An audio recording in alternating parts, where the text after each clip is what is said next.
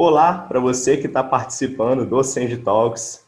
Estamos em mais um dos nossos bate-papos. Com muita alegria, vamos receber hoje Ricardo Frizeira, que é empreendedor capixaba e investidor, atua no mercado financeiro e no mercado de crédito, é sócio fundador da Unity e sócio da Apex Partners. Na Rede Vitória de Comunicação, é o host do encontro empresarial Folha Business, é colunista de economia da Folha Vitória e da Jovem Pan News e apresentador também do programa Mundo Business na TV Vitória. Hoje ele vai estar com a gente conversando um pouco sobre o mercado financeiro durante a pandemia. Ricardo Frizeira, vou abrir um espaço para você se apresentar, falei um pouco de você. Thiago, muito obrigado pelo convite. Tá? É um prazer estar com vocês essa Semana da Engenharia, um evento que eu sempre apoiei, eu sou fã desse evento, pela missão que cumpre dentro da universidade. Agradecer ao André também pelo convite.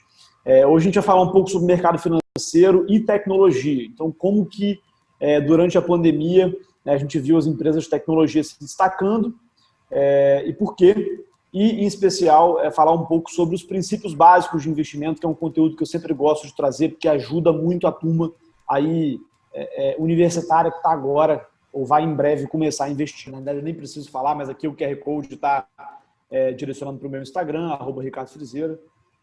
Tem alguns conteúdos lá para quem quiser me acompanhar mais de perto. E aí os princípios de investimento, né?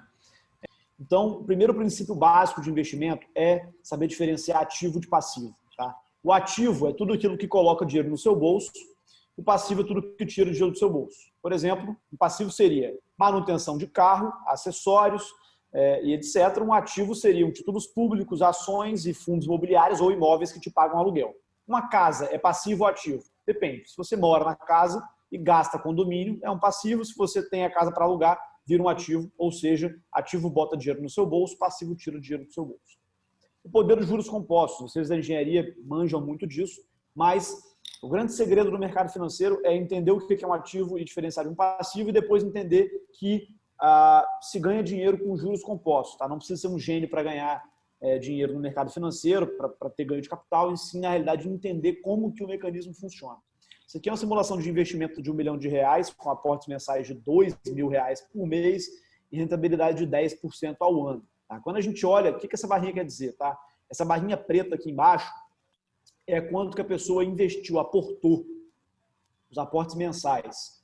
Enquanto a barra cinza é quanto que rendeu de juros. Vocês podem perceber que do montante total, a maior parte é juros e não aporte. Ou seja, e a maior parte dos juros se forma no longo prazo. Ou seja, quanto mais tempo você deixa o dinheiro investido, mais dinheiro você ganha. Ou seja, o grande segredo dos investimentos é você entender que os juros compostos é o seu aliado.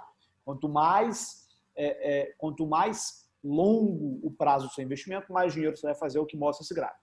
E eu sempre mostro esse gráfico de R$1 milhão e tal, e aí as pessoas, e a turma da Semana da Engenharia vai falar o seguinte: mas eu não tenho R$1 milhão para investir, mas tenho certeza que você tem R$40 mil. E aí, quando a gente fala de R$40 mil, a gente está falando de vender o seu carro. Muito possivelmente você tem um carro, vende seu carro, pega esses R$40 mil, aporta R$500, que é metade do que você ganha no estágio, e rentabiliza em uma média de 10% ao ano, que é uma média razoável, talvez um pouco elevada, mas razoável. O que a gente tem? Em 50 anos, você tem R$14 milhões sendo formados. O que eu quero mostrar aqui? Primeiro, dá para ganhar dinheiro no mercado financeiro sem ser milionário. Não precisa ser milionário para ganhar dinheiro no mercado financeiro. Tá? Você pode começar com um pouco de dinheiro. E depois, o que importa é construir ativos e investir para o longo prazo. Ok? Terceiro ponto é a diferença entre preço e valor.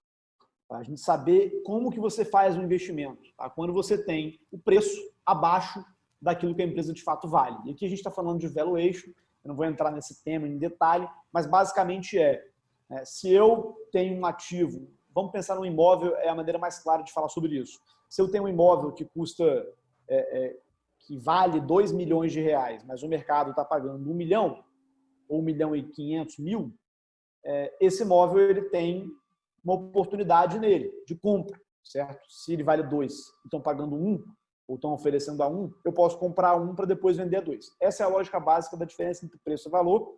Óbvio, tem tecnicidades aqui, a gente está falando de valor, quando a gente fala de valor, a gente fala de valuation, a gente fala de fluxo de caixa descontado no longo prazo, a perpetuidade, então é entender quanto que a empresa vai gerar de caixa para entender quanto que ela vale de fato. E se o preço dela hoje está descontado com relação ao que ela de fato vale. E aqui que estão as grandes oportunidades. Porque quando você compra com desconto, quando o preço está abaixo do valor, você está comprando com segurança. Segurança de que esse ativo tem muito mais chance de subir do que cair. Isso a gente chama de assimetria positiva em investimentos. Ok? O quarto ponto é ter um planejamento financeiro com objetivos patrimoniais. Então, antes de começar a investir, e aí lembrando, para investir, saber diferenciar ativo de passivo, saber olhar para o longo prazo, tá? Saber entender a diferença entre preço e valor e depois entender que você precisa ter objetivo de patrimônio. Então, quando a gente fala desse assunto, o principal tema é quanto que eu quero ter no futuro. Se eu não sei quanto que eu quero ter, eu não consigo entender como que eu preciso estruturar a minha carteira, meu portfólio de investimentos para conseguir investir. Então, primeiro é aquela famosa história do barco que não tem direção fica perdido, não sabe em qual porto vai parar. É mais ou menos, ou deixa o vento levar. É mais ou menos essa questão. Você tem que ter uma direção, um norte. E o norte é quanto você quer ter de patrimônio. Isso baliza quanto que você precisa rentabilizar, quanto que você precisa aportar e como que você estrutura uma carteira de investimentos. O último ponto, para a gente ir para a parte de como que as ações de tecnologia se comportaram durante a crise, é a questão do portfólio descorrelacionado. Tá? Você tem um gráfico do investidor americano Ray Dalio, que para mim é um investidor que eu mais me inspiro, vamos dizer assim, é um grande gestor de fundo nos Estados Unidos. E o que ele fala é, toda vez, se você quer aumentar retorno de investimentos ou de uma carteira de investimentos e reduzir risco, existe um único almoço grátis, que é a diversificação. Mas como que você diversifica corretamente? Descorrelacionando. O que é descorrelacionar? Descorrelacionar é compor numa carteira de investimentos ativos com diferentes fatores de risco e diferentes fatores de rentabilidade. Por exemplo, se você compra uma empresa que ganha quando o dólar sobe e uma empresa que ganha quando o dólar cai, você tem dois ativos descorrelacionados. Quando o dólar mexer, um vai para cima, outro vai para baixo. A soma desses ativos, um vai para cima, outro vai para baixo, dentro de uma carteira de investimentos, aumenta o retorno e reduz o risco, é isso que mostra o ideia desse gráfico. Quanto mais para baixo essa linha rosa aqui, menor é a correlação da carteira. E, coincidentemente, quanto menor a correlação, isso é comprovado, maior é o retorno sobre investimento, o ROI, e menor é a probabilidade de perder dinheiro num dado ano. Esse é o santo graal dos investimentos do Ray Dalio, é um conceito primordial para se entender sobre investimentos. E aí, quando a gente fala de portfólio descorrelacionado, eu abro aqui um pouco do meu portfólio de investimentos. Como descorrelacionar um portfólio? Né? Você tem que ter ativos de renda fixa que se movam com drivers de inflação ou com drivers de PIB, ativos de renda fixa nacionais e internacionais, tem que ter fundos que operem algoritmos, que operem em milissegundos, a partir da organização de bases de dados estruturadas que programa algoritmos específicos para rodar operações quando acontecem coisas específicas, tá? Em regra geral. Então, é aquela famosa questão da programação de se X, então Y. Então, se vai chover no Texas, então eu vou operar vendido o contrato de milho. Esses fundos têm vários desses algoritmos programados para rodar, usando bases de dados alternativas, para tomar decisões de investimento. Então, isso faz com que você consiga misturar um dado de clima, por exemplo, como eu acabei de citar, com um ativo de investimento. Você misturando essas duas questões, você consegue tomar uma decisão, na realidade, programar o robô para tomar uma decisão em milissegundos, muito rápido, e ganhar dinheiro com isso. Essa é a lógica dos fundos quantitativos. É bacana entender. Você precisa ter ações aqui no Brasil e também no exterior, porque você está em dólar, está em outras moedas. Você precisa ter ouro para se proteger de uma desvalorização do dólar, de uma injeção de liquidez do Banco Central. Você precisa ter imóveis e ativos reais, tá? Fundos imobiliários e REITs, tá? Que são os fundos imobiliários nos Estados Unidos também. E hoje fica bem legal, bem tranquilo de fazer isso. Esse é um exemplo da minha carteira de investimentos. Fica bem legal fazer isso, investir em imóveis nos Estados Unidos, em ações nos Estados Unidos, como Facebook, Google, Amazon, Netflix, etc., porque a CVM acabou de liberar o investimento de BDRs para qualquer investidor. Isso vale a partir de setembro. Eu estou falando isso na Rádio Jovem Pan essa semana, inclusive. Só te interromper um tempinho, explica para o pessoal que está te assistindo o que eles são BDRs. BDRs são Brazilian Depositary Receipts. Tá? São os recibos de ações americanas emitidos na Bolsa Brasileira. O que significa isso? A partir de setembro, você vai conseguir, qualquer investidor vai conseguir comprar Google, Facebook, Amazon, Apple, sem tirar dinheiro do país, comprando direto na Bolsa Brasileira. Antes, isso só era permitido para quem tinha mais de R$ 1 milhão de investimentos, para quem era investidor qualificado. Tá? Essa é a mudança de paradigma que a CVM implementou mais recentemente. Isso, entendeu? muito bacana. Que vai mudar muita coisa para os investidores, pessoa física, com certeza. Muito bacana isso que você falou. Vão até dar vida a essas palavras. Agora qualquer um pode investir nesses fundos americanos. Essas relações e nesses imóveis também, né? Isso que é importante. Você pode, hoje, por exemplo, comprar, eu não vou citar em específico, eu não posso dar recomendação de investimento, mas você pode comprar uma carteira de imóveis em Manhattan, a melhor carteira de imóveis de Manhattan, escritórios comerciais, lojas de rua em Manhattan. Você pode comprar shoppings e outlets nos Estados Unidos, pode comprar galpões logísticos e data centers nos Estados Unidos, pode comprar ações de grandes empresas americanas como PayPal, como Twitter, como Facebook, enfim, Netflix, Amazon, Tesla, AT&T, Wells Fargo, JP Morgan, tudo isso sem tirar o dinheiro do Brasil. Isso é muito importante porque isso ajuda a gente a diversificar, a descorrelacionar em dólar, em moeda forte, em empresas sólidas, muito mais sólidas do que as empresas que a gente tem aqui no Brasil, que dependem muito dos ventos políticos e econômicos que a gente sabe que não são muito agradáveis, normalmente. A gente vai de crise em crise aqui, né? Então, entrando na segunda parte, o que a gente está vivendo hoje? Tá?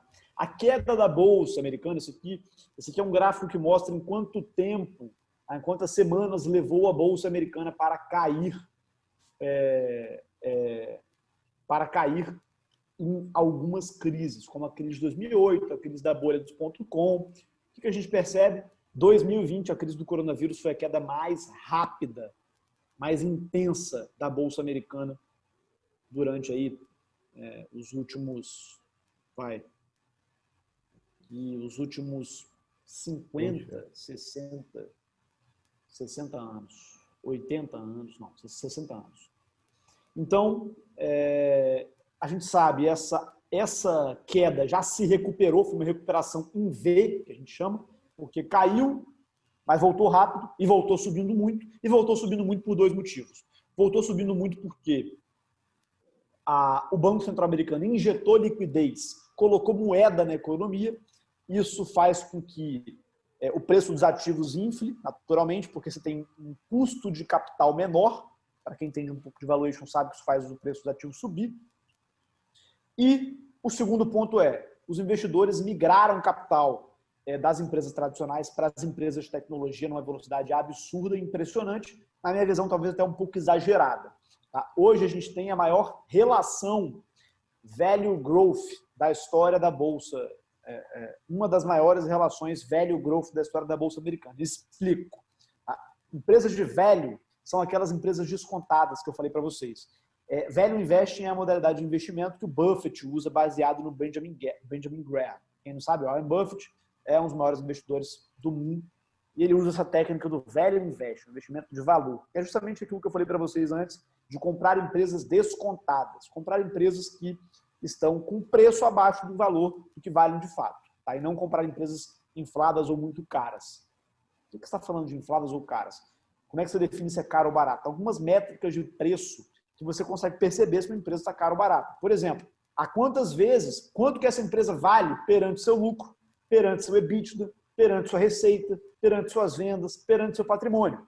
Se você começa a perceber que essa empresa está sendo negociada a múltiplos de patrimônio, preço, lucro, EBITDA, vendas muito baixo, é sinal de que você tem uma empresa que provavelmente está descontada. Tá? Essas são as empresas de velho, tá? Que são descontadas, têm margem de segurança. Na contramão disso, temos as empresas de growth, que são as empresas que têm o que a gente chama de earning momentum. O que é earning momentum? Tá? Para facilitar, simplificar. É um bom momento de aumento de lucros, por exemplo. O que a gente está vendo com a Amazon é um exemplo claro disso. A Amazon aí quase duplicou o preço esse ano, uma alta absurda, vertiginosa, porque ela começou a lucrar mais e a faturar mais por conta da pandemia.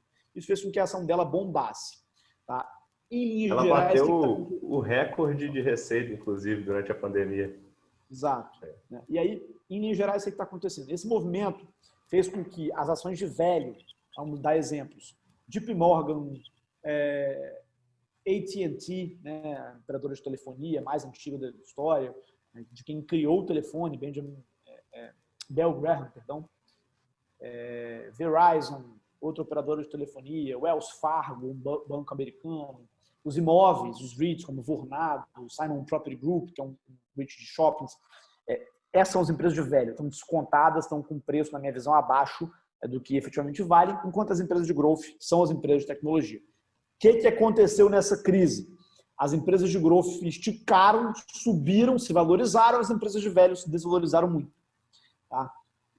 Tem uma série de porquês, mas o que aconteceu de fato? O Mercado Livre ele vale mais que o Itaú, hoje é a empresa mais valiosa da América Latina, a XP vale mais que o Banco do Brasil, o Facebook vale mais que todas as ações do Ibovespa, a Apple vale mais do que o PIB do Brasil, a Tesla vale 10 vezes o valor das 10 maiores aéreas do mundo.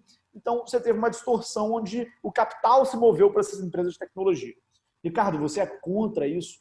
Não é que eu sou contra isso, pelo contrário, eu sou um empreendedor, inclusive, na área de tecnologia, e entendo a importância da tecnologia. Mas, como investidor, eu preciso ser analítico. E, analisando esse movimento, me parece que algumas empresas e imóveis ficaram baratos demais, enquanto algumas empresas ficaram caras demais. Né? Ou seja, vale mais a pena, na minha visão, nesse momento, por conta da minha filosofia de investimento. Tá? Tem algumas empresas mais baratas do que outras, claramente. Não estou dizendo que eu não invisto em tecnologia. Facebook, Google, invisto. Mas tem que tomar cuidado, porque essas empresas estão ficando cada vez mais caras. E quanto mais cara fica a empresa, menor a margem de segurança que você tem para operar. Ou seja, maior a chance dela cair. Em regra é isso, tá? Em regra é isso. Essa minha filosofia de investimento é chamada de value investing, é uma linha de pensamento mais, talvez, conservadora de investimento em ativos, tá? De composição de portfólio de investimentos.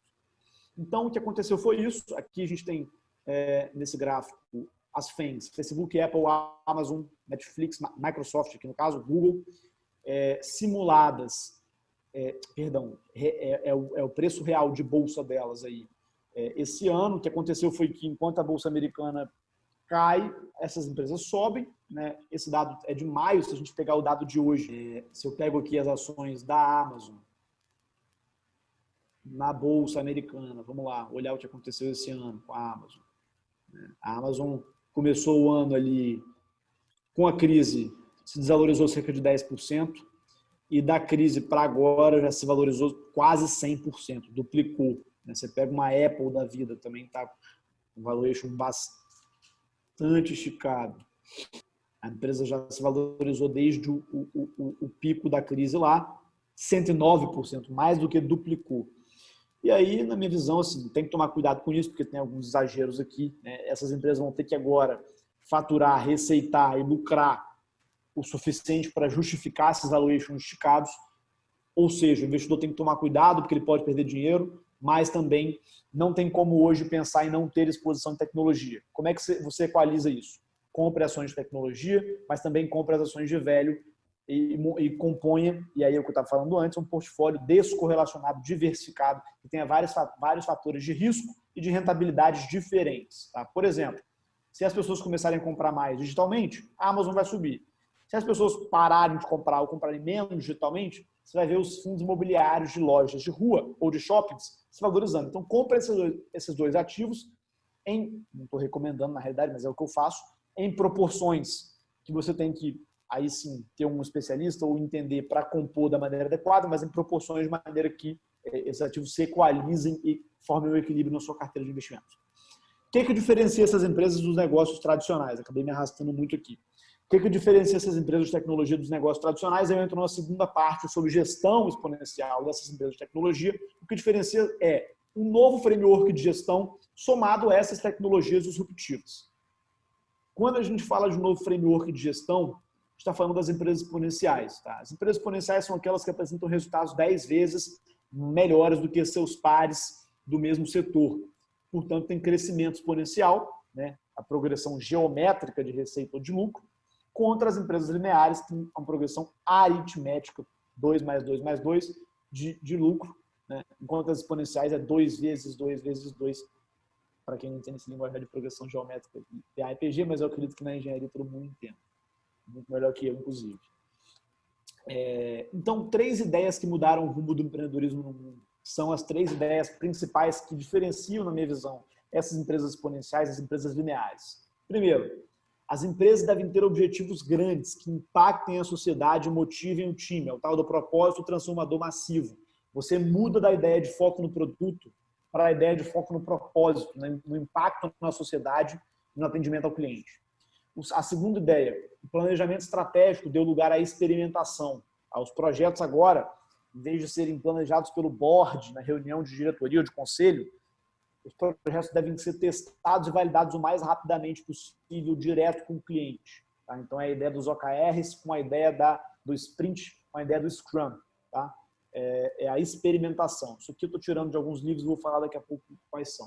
E o terceiro foco é as pessoas e não mais produtos são o foco das empresas, porque as tecnologias que geram valor exponencial dependem de habilidades humanas. Programação, por exemplo. Né? Então, o foco sai do produto e as pessoas ganham enfoque, tanto do ponto de vista de hiring, de contratação de time, quanto do ponto de vista de atendimento ao cliente, que é a filosofia que o Jeff Bezos da Amazon trouxe muito forte aí nesse século. Qual que é esse novo framework de gestão? Eu não vou entrar aqui em detalhes, mas está em alguns livros que eu vou passar para vocês. O que eu falei, focar em primeiro quem, depois o quê. O propósito transformador massivo e o sonho grande, isso é lá do Jim Collins. Os OKRs e os KPIs, tá, que mudaram o driver de gestão para a gestão orientada por resultados, MBO, Management Based on Objectives. Isso vem do Google, da filosofia de gestão do Google. A ideia de se usar algoritmos para acelerar processos de atendimento ao cliente, enfim, para facilitar, deixar os processos mais frictionless, com menos fricção, e outras user experience para isso também, e várias outras coisas, que eu estou sendo superficial, naturalmente.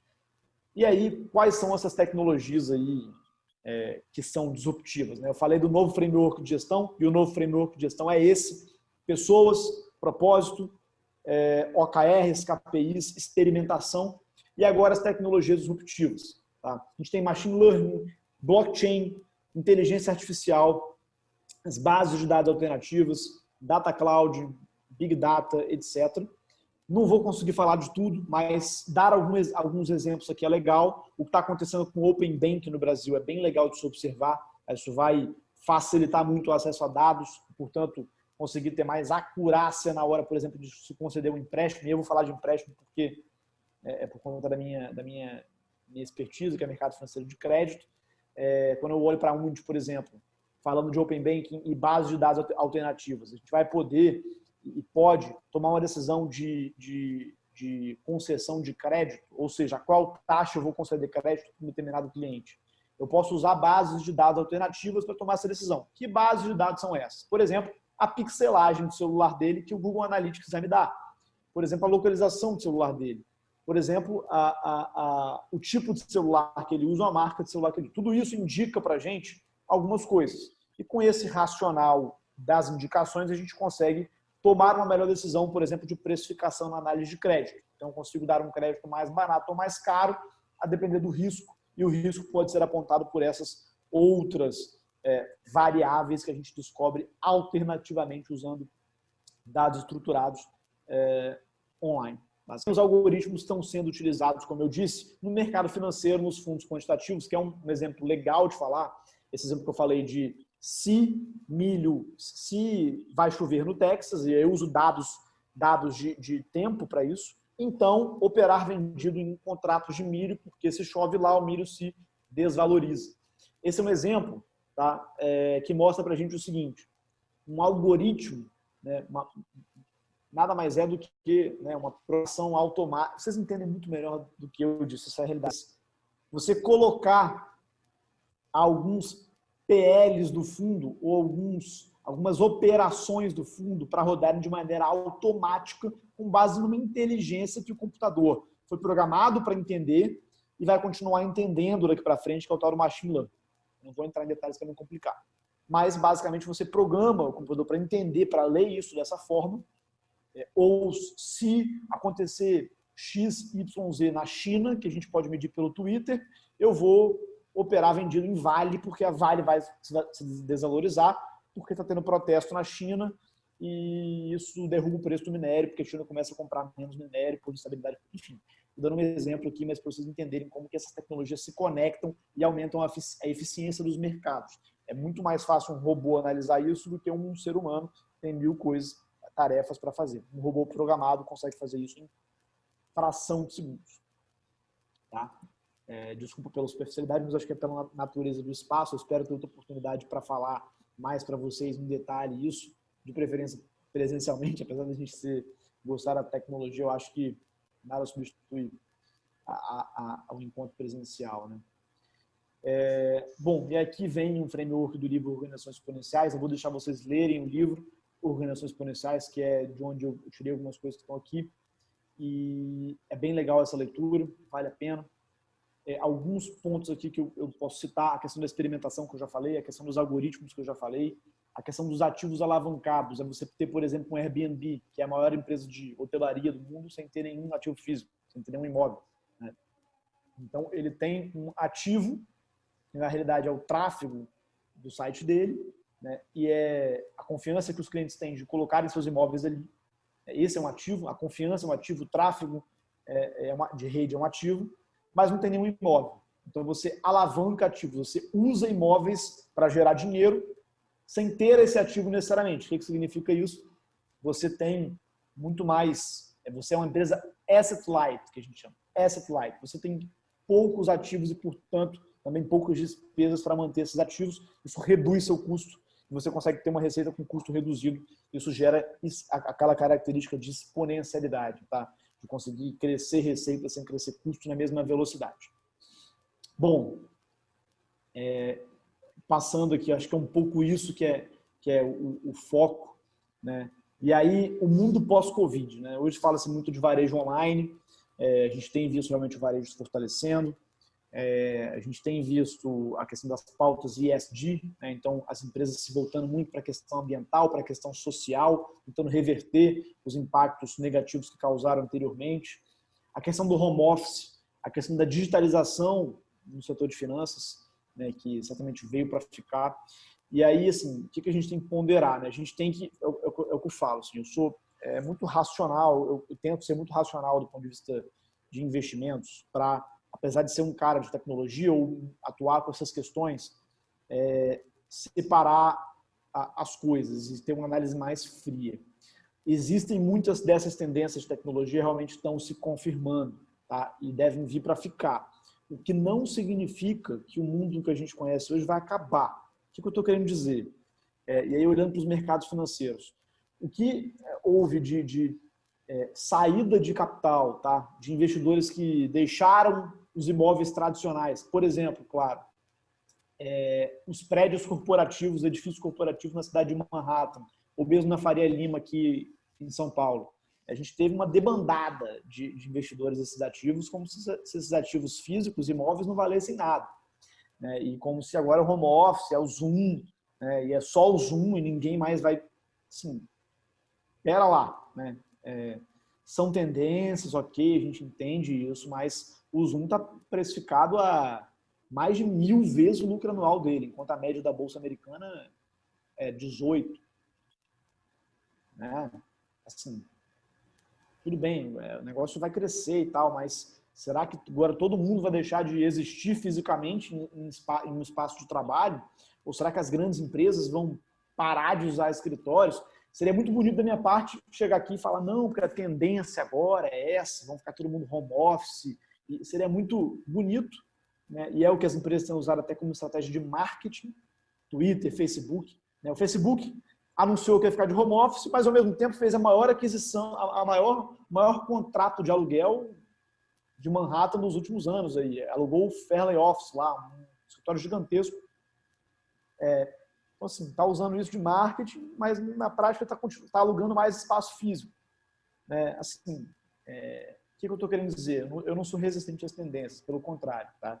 Eu sou adepto às tendências, mas vamos ser parcimoniosos. Também não é agora tudo acabou. Não vou pintar um céu de brigadeiro da tecnologia, que o mundo acabou e agora é só tecnologia, quem não estiver lá... Tá...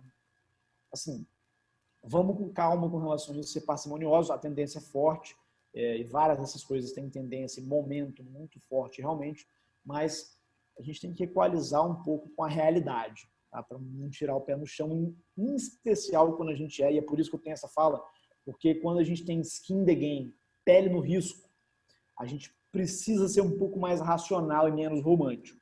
Tá? Então é isso que eu estou tentando passar para vocês.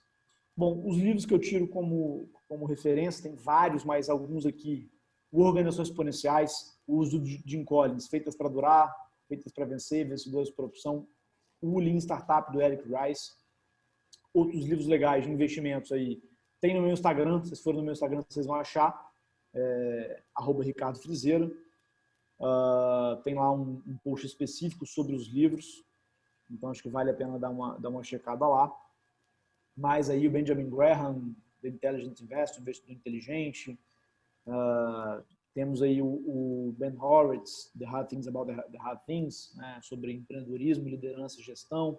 Napoleon Hill, Think and Grow Rich, sobre a psicologia do sucesso. Como chegar ao sim para negociação. Alguns livros que eu gosto muito que estão lá no meu Instagram que vocês vão conseguir verificar.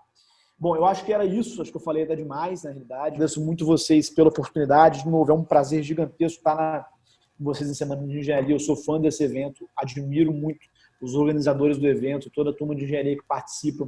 A engenharia é um oásis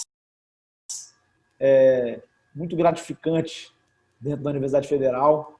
Acho que dali saem as melhores cabeças e para mim é um prazer estar compartilhando conhecimento com os melhores. Bacana demais, Ricardo. Obrigado por tudo que você falou, por todo esse conhecimento que você transmitiu para quem está te assistindo. E vou te fazer uma pergunta dentro dessa última parte que você falou, da digitalização do trabalho. Você acha, assim como investidor também, até de fundos imobiliários, você acha que vai haver uma descentralização por conta da digitalização do trabalho, né? Vai haver uma descentralização e como que isso vai impactar no mercado? Você diz de espaço físico. Espaço físico, exatamente isso. Tá, cara, eu acho que existe uma tendência no residencial de ir para condomínios horizontais, isso é claro, o que não significa que agora imóvel em cidade não vale mais nada. E depois, quando a gente olha para os escritórios, existe uma tendência de flexibilizar espaços de trabalho, fazer um pouco mais home office, isso é claro, mas vamos tomar cuidado com as proporções com que isso acontece. Existe uma tendência do home office? Existe, mas se você pega os principais fundos aqui do Brasil de imóveis, escritórios comerciais, eles tiveram desconto, eles caíram 30% na bolsa. Lá fora, em Manhattan, em Nova York, 50% na bolsa, esses fundos caíram. Então, assim, isso perdendo aí, coloca que, em média, 90% dos inquilinos continuam pagando aluguéis de maneira constante. Ou seja, você teve uma perda ali de 10% de receita em alguns meses e uma perda de 50% ou 30% de valor de mercado. Isso não faz sentido, na minha visão, né? Então, assim, as tendências abrem oportunidades dos dois lados. Do lado de cá, de se olhar para os ativos que são a tendência, estar nesses ativos também, e do lado de cá, acaba ficando barato demais os ativos que têm muito valor e que estão sendo negligenciados porque estão fora de moda. Bacana, bacana. Perfeita a resposta. E para encerrar o nosso bate-papo aqui, a última pergunta foi, como um dado que saiu da ABCom, durante a pandemia foram criados 135 mil e-commerces no Brasil, lojas online, e a tendência antes, a média, né, mensal, era de 10 mil e-commerce. Você acha que isso é uma coisa só do recorte da pandemia ou isso vai se perpetuar daqui para frente? Acho que vai se perpetuar. Eu acho que é ou ponto com ou ponto fora. Eu sou desse time de que você tem que ter presença digital forte. As marcas hoje sem presença digital não sobrevivem. Na minha visão, não vão sobreviver aquelas que não têm presença digital. Eu acho que é uma tendência certamente que veio para ficar. Entendeu? A minha ressalva a isso é só enquanto investidor, e eu preciso que vocês me entendam, né? Enquanto investidor, eu preciso ser técnico, frio. Eu não posso, como empreendedor, não. Como empreendedor, eu sou idealista, sonhador. eu acredito e eu vou buscar essas tecnologias, mas como investidor eu preciso ser um pouco mais frio e perceber que existem gaps aí que se transformam em oportunidade de investimento. Perfeito, perfeito, bacana. Ricardo, muito obrigado por você ter estado aqui com a gente. Você que está assistindo, lembre de acompanhar o evento Senge Talks que está acontecendo durante essa semana. Vai até amanhã, até no sábado, né? Com workshops também. Então, para você que acompanhou a gente, continue acompanhando nas redes sociais. Muito obrigado, Ricardo, gente. muito obrigado Valeu pela participação. Um abraço. Valeu. Obrigado, abraço.